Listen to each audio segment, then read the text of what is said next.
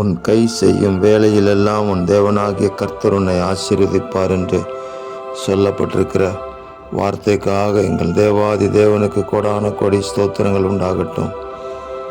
இந்த வார்த்தைக்கு நாங்கள் ஒவ்வொரு நாளும் தகுதி உள்ளவர்களாக இருக்கும்படி தேவரீர் எங்களுக்கு கிருபை தருவீராக. தேவனாகிய கர்த்தர் எங்களை ஆசீர்வதிக்கிறார் என்பதை இந்த பூமியில் உள்ள ஜனங்கள் அறியும்படிக்கு எங்களை வழிநடத்துவீராக.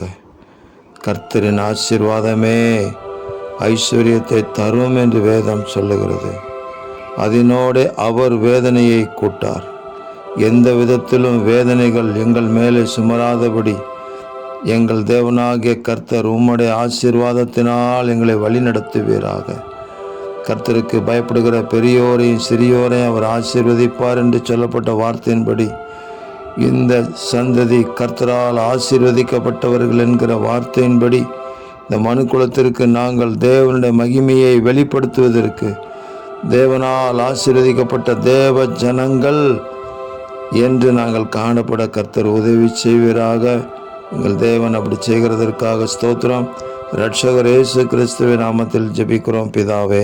ஆமேன், ஆமேன், ஆமேன்.